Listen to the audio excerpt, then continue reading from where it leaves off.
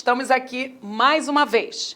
Falaremos hoje de uma classe gramatical muito importante. Falaremos hoje dele, do verbo. Citarei algumas definições e classificações. A matéria verbo é muito extensa.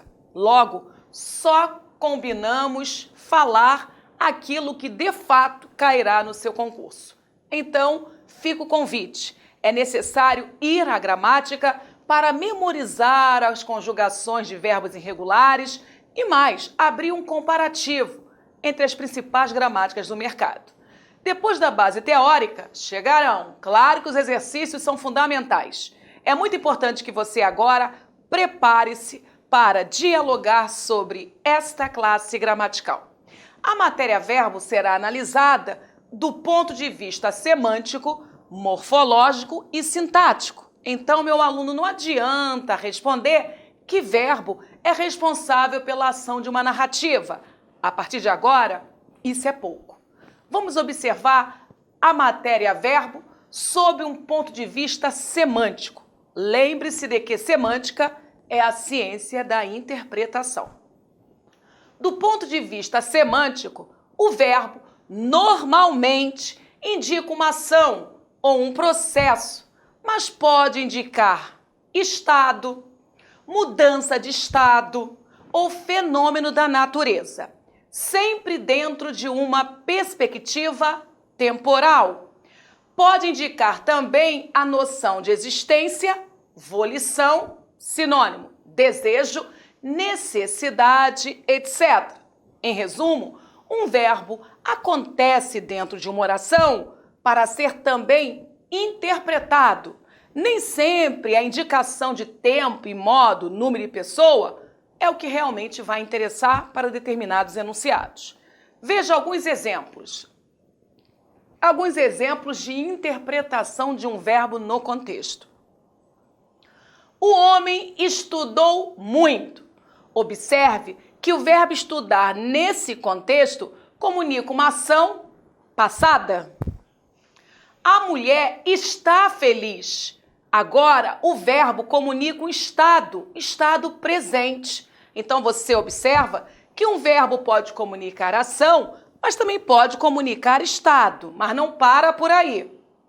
A Paula virou professora. Esse verbo virar agora comunica mudança de estado, pois a Paula não era professora, ela tornou-se professora. E busca também, no tempo, uma informação pretérita. Amanhã choverá muito nesta cidade. O verbo chover é um verbo que comunica fenômeno da natureza. Por esse motivo, ele é chamado de verbo impessoal. Não há pessoa capaz de praticar a ação verbal chover, trovejar, relampejar. São verbos exclusivos para comunicar fenômenos da natureza.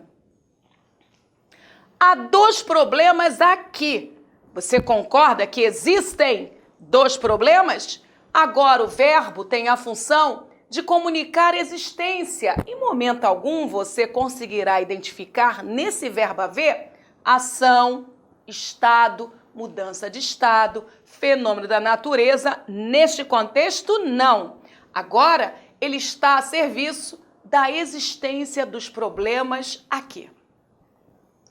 Queria passar no concurso público, é ou não é um desejo? Então comunica volição. Então, queria passar significa que essa pessoa ainda não passou. Precisarei de sua ajuda no dia da viagem. O verbo agora comunica necessidade, uma necessidade situada na linha temporal futuro. E aí, meu aluno, você começa a compreender que o papel de um verbo dentro de um texto é um papel muito importante. O verbo está a serviço do comando, das intenções. Quando o autor usa estudar no lugar do virá, ele comunica algo distinto do virá. E olha que o virá nem sempre comunicará mudança de estado.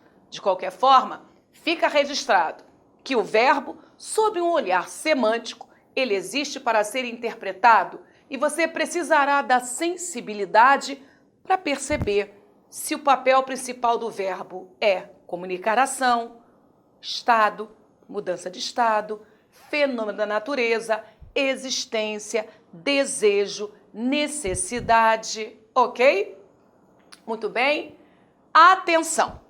Substantivos e adjetivos podem indicar ação, estado, fenômeno da natureza. E a dúvida agora é, mas professora, quem comunicação? O que comunicação não é verbo?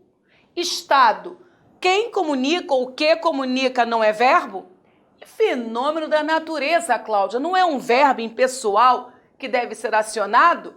No comum, mas fique esperto, o substantivo e o adjetivo podem também fazer o tempo transcorrer.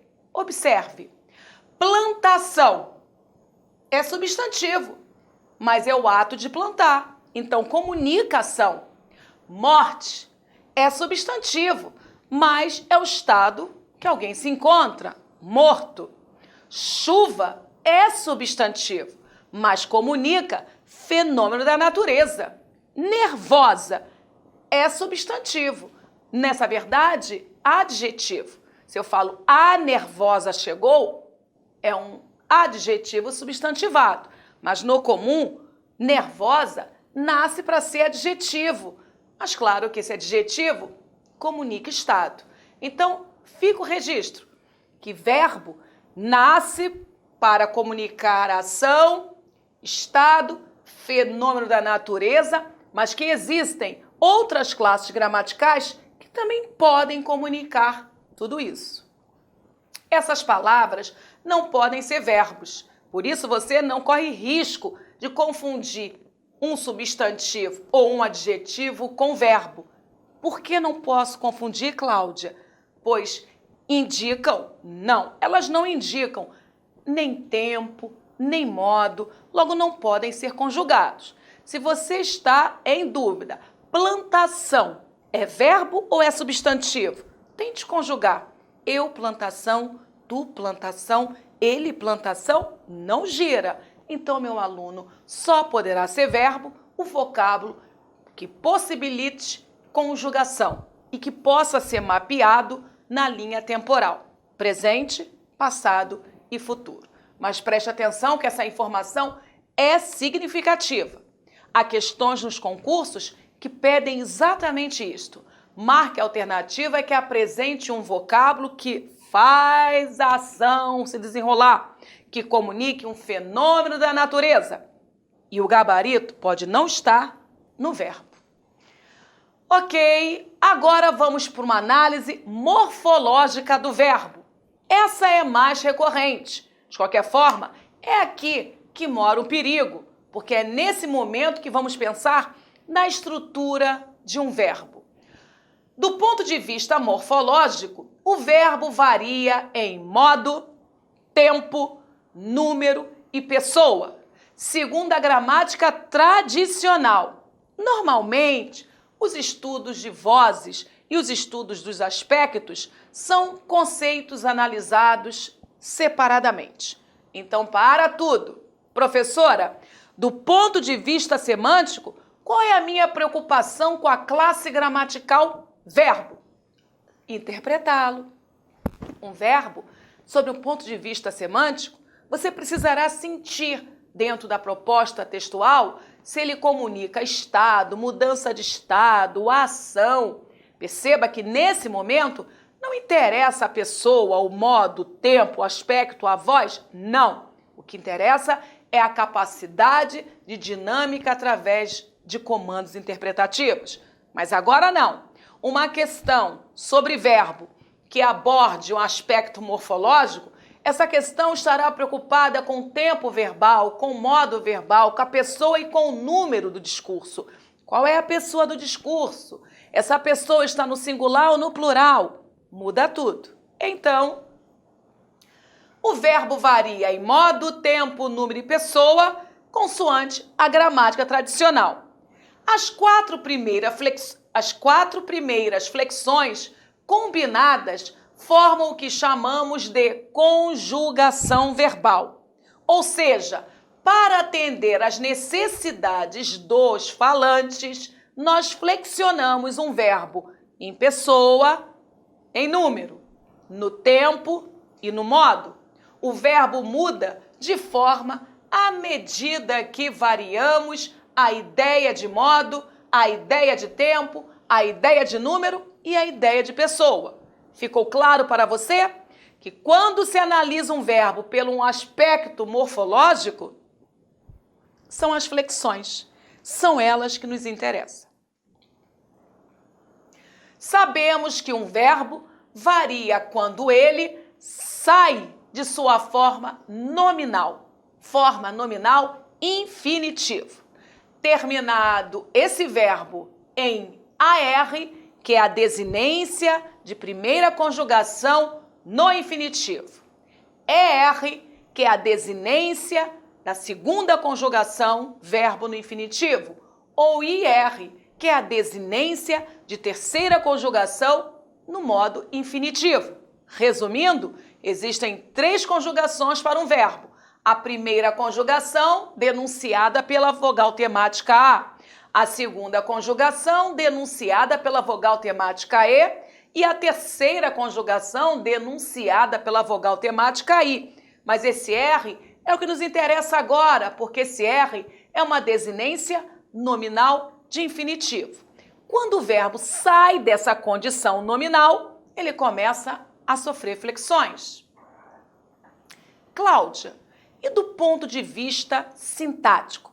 Já entendi que do ponto de vista semântico, o verbo aparece num contexto para ser interpretado.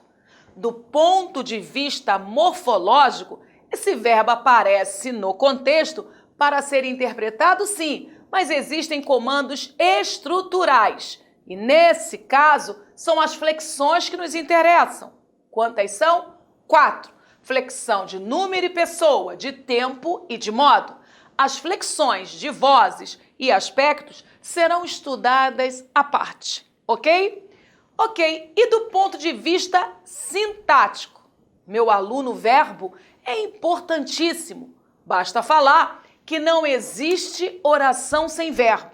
Então, o verbo, do ponto de vista sintático, o mais importante é lembrar que sem ele não há oração.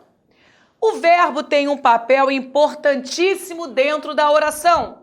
Sem ele, explícito ou implícito, dentro dessa estrutura, não haverá língua portuguesa, não haverá oração no nosso idioma. Vou reiterar. O verbo tem um papel importantíssimo sob o aspecto sintático, porque se não existe verbo, não existe oração. E preste atenção, esse verbo pode até estar implícito. O importante é ele estar no ambiente oracional. Legal? Pois o verbo é o núcleo do predicado. Sem verbo, não há oração. Se não há oração, não há predicado. O único caso em que o verbo não é núcleo do predicado, segundo a gramática tradicional, é quando o predicado é nominal. Mas mesmo assim, ele estará presente. Só que será o verbo de ligação. 10, ok? Então nós vimos que no mundo sintático, o verbo é o coração de uma oração.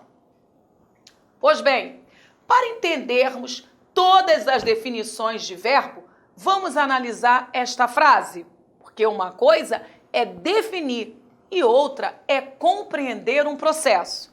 Vamos nós? Toda vez que eu penso em você, sinto uma coisa diferente. Mais uma vez. Toda vez que eu penso em você, sinto uma coisa diferente. Você observou os 2 vocábulos destacados? Penso e sinto? Pois bem, classe gramatical dos 2? Verbo. Estamos com 2 verbos. Note que os vocábulos penso e sinto, primeiro, indicam uma ideia de ação e percepção. Sensação ou experimentação. Quando eu falo penso, eu comunico uma ação. Mas se eu falo sinto, eu já comunico uma sensação, uma percepção. Segunda característica, variam em modo, tempo, número e pessoa, saindo de sua forma nominal, que é pensar e sentir, que é o próprio nome do verbo, é o infinitivo. Quando o verbo sai dessa forma nominal, infinitivo, ele começa a comunicar algo.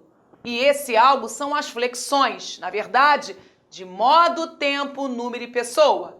Os exemplos encontram-se na primeira pessoa do singular, do presente, do indicativo. Primeira pessoa do singular, eu. Presente, a ação desenvolve-se no momento da fala. E do indicativo, porque o dito é dito com certeza, com segurança. Então, preste atenção nas características de um verbo e abra confronto com as demais classes gramaticais. Mas há mais uma informação. Terceira característica, essas palavras, verbos, funcionam como núcleo do predicado verbal, como núcleo das orações. Perceba que um verbo comunica ação e o outro sensação. Não são verbos de ligação, ok? Muito bem, observação. Note que, sem os verbos, nada faz sentido, porque a estrutura sintática fica comprometida, não refletindo o uso adequado da língua. Toda vez que eu, em você, uma coisa diferente. Verbo, faz ou não faz falta? Por isso que o verbo, a inexistência de um verbo, promove a inexistência de uma oração. Meu aluno, esse início, reina a paz? O que nós fizemos até esse momento, apresentei o verbo sobre uma análise semântica, morfológica e sintática. Mas o nosso desafio com a base teórica continua. E eu já vos adianto que a matéria verbo é riquíssima, é vasta demais. Existem mais de 100.000 verbos na língua portuguesa, de acordo com a gramática do Segala. Mas eu preciso decorar tudo isso, Cláudia? Nem se você quisesse, você conseguiria. O que eu tenho de fazer é antecipar a informação que só alguns verbos são recorrentes nos concursos públicos. E você, meu aluno, foque nesse pacote. Verbos mais cobrados nos concursos públicos: ser, ir, vir e derivados. Ver e derivados. Por e derivados. Ter e derivados.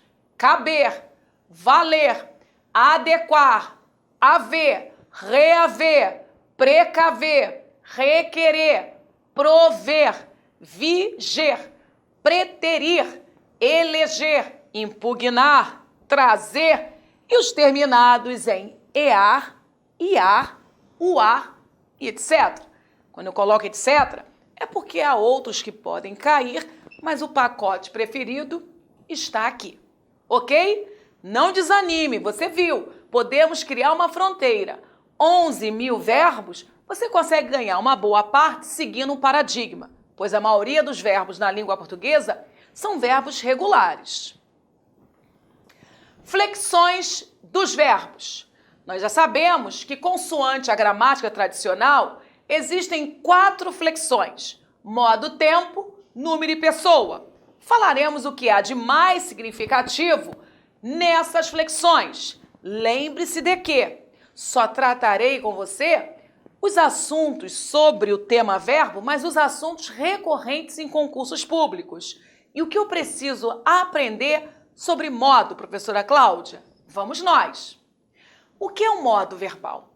Modo é a maneira, a forma como o verbo se apresenta na frase, para indicar uma atitude da pessoa que o usou.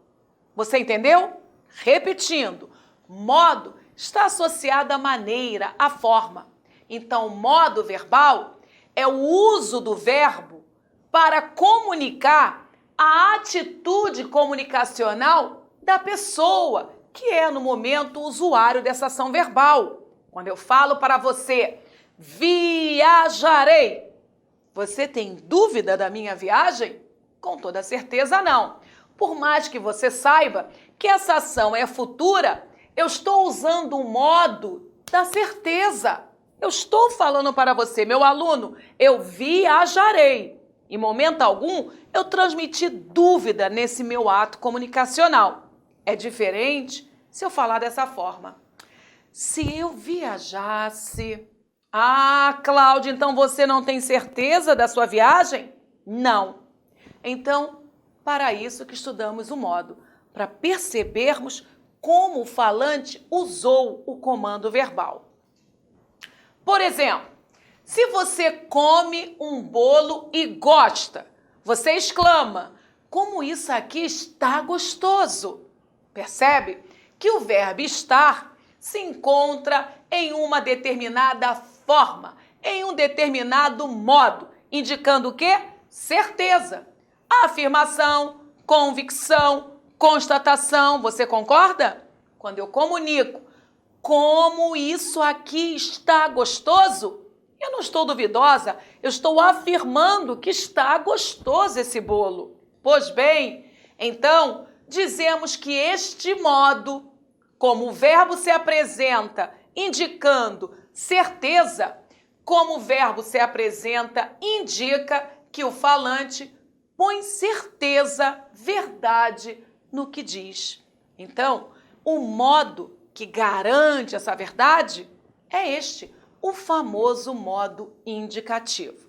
O modo da certeza, do fato, da verdade. Você começa a entender modo, então modo verbal denuncia se o falante usa a verdade no discurso ou usa possibilidade, quiçá uma ordem.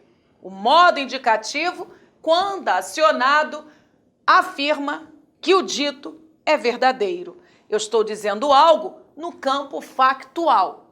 Se eu uso o presente, o passado ou o futuro, não confunda a noção de tempo com a noção de modo. O modo serve para comunicar a forma que o discurso acontece. O tempo serve para situar a ação no espaço temporal, né? Muito bem, agora, em uma cena parecida, você vê uma pessoa comendo com vontade e essa pessoa diz: espero que esteja gostoso mesmo, o tal bolo. Percebe? Você consegue perceber que a forma, o modo, a maneira como o verbo se apresenta mudou em relação ao modo indicativo. Percebeu? Por que mudou? O falante agora não tem certeza do posto. Ele espera, ainda é uma possibilidade, para expressar outra ideia que o falante quer passar, a saber, dúvida, suposição, incerteza, possibilidade. Este é o modo subjuntivo, o modo da subjetividade, da incerteza, da dúvida, e no mundo semântico é um modo hipotético. Mais uma vez, confronte. Professora, o que eu devo memorizar da flexão modo em um verbo? Você deve memorizar que existem 3 modos: indicativo, subjuntivo e imperativo. Depois, associar ao modo indicativo a certeza do dito, porque o modo indicativo, ele garante o fato, por isso ele é chamado de modo factual. Se eu comunico algo no presente, pretérito, futuro, o importante é você ter a noção de que aquilo é uma verdade. Viajei ontem, viajo hoje, viajarei amanhã, tudo no modo indicativo, tudo factual. Já o modo subjuntivo vem na contramão. Esse modo, ele não garante certeza. Pelo contrário, ele provoca dúvidas, incertezas, possibilidades. Se eu estudasse, quando eu viajar, perceba que o modo subjuntivo está a serviço da possibilidade. Por isso é considerado um modo hipotético. Mas não para por aí. Preste atenção. Come este bolo. Você não vai querer outro. Mudou, não mudou? A discussão agora não é nem factual, nem hipotética. Agora surge uma ordem. Dependendo da forma que você comunicar, pode ser uma sugestão, um aconselhamento ou um pedido. Come este bolo. Você não vai querer outro. Estou aconselhando.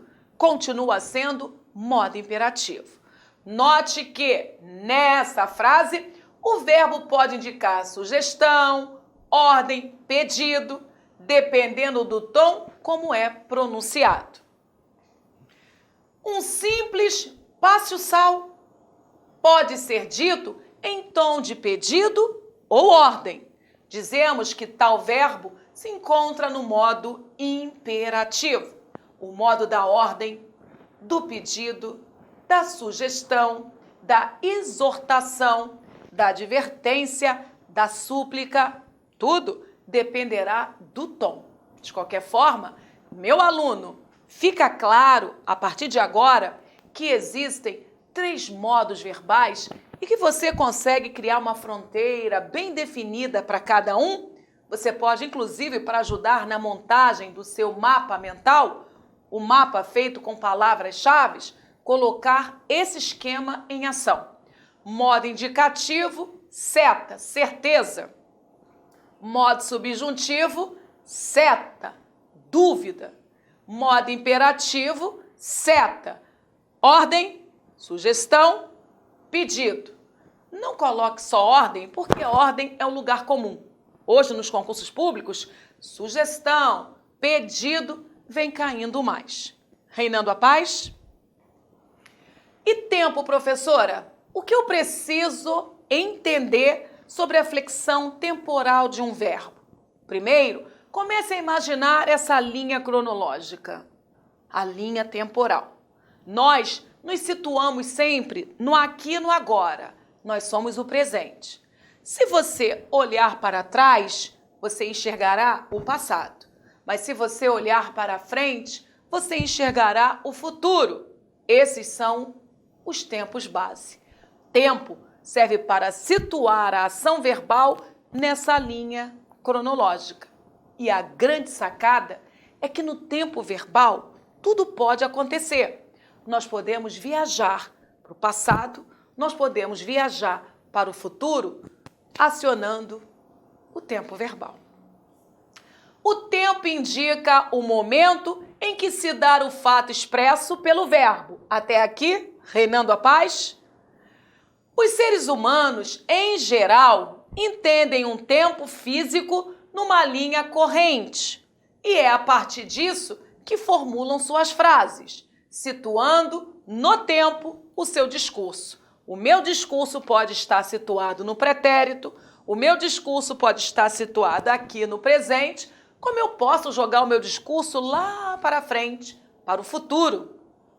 Nós, que estamos sempre no tempo presente da linha do tempo real, podemos, pela linha do tempo do discurso, voltar ao passado ou viajar ao futuro. E nós só podemos fazer isto através do tempo discursivo, porque ainda no tempo real isso não é possível, ok? Então, Cláudia, para que serve o tempo mesmo? Para situar a ação verbal nessa linha cronológica. Esse tempo discursivo é diferente do tempo real. Nós usamos o tempo real como parâmetro, mas o tempo discursivo é o tempo que tudo pode. Você pode estar agora aqui no presente e o seu discurso no pretérito. Como, Cláudia? Pelo apoio do verbo. O verbo vai jogar você para o pretérito. Mas você pode ir para o futuro. Como, professora? O verbo. O verbo vai sinalizar uma ação por vir. Como fazemos isso? Por meio dos verbos. Podemos planejar o futuro, transportando-nos para ele pela imaginação e pelos verbos, se quisermos verbalizar nossos pensamentos. Exemplo, amanhã farei o trabalho. Claro que o advérbio amanhã também funciona como um articulador nessa linha cronológica. Mas farei, meu aluno, não há dúvida. Se eu farei, ainda não foi feito. Esse verbo já comunica que o trabalho ainda não foi feito. Ele será feito no futuro. O tempo discursivo jogou a ação verbal para amanhã. Podemos voltar ao passado. Exemplo, como era bonito o Rio Antigo. Olha só, se ele era o implícito, hoje já não mais é. De qualquer forma, nós tiramos você do aqui e do agora, não deixamos você entrar no futuro e obrigamos você a olhar para trás, para um pretérito, sem sair do lugar, porque o tempo real é um e o tempo do discurso é outro, meu aluno. Ok? A partir de agora, vamos para o nosso intervalo. Já há informações suficientes para você parar um pouquinho e desenvolver o esquema mental. Importantíssimo para esse trabalho, porque a classe gramatical verbo, sem sombra de dúvidas, é a classe gramatical mais rica da nossa morfologia. Há quem diga que verbo é a classe gramatical mais difícil. Mais difícil não, meu aluno, a mais rica. A classe gramatical que sofre o maior número de flexões. Tempo, modo, número, pessoa, voz, aspecto e etc. Ok? Então, até daqui a pouco.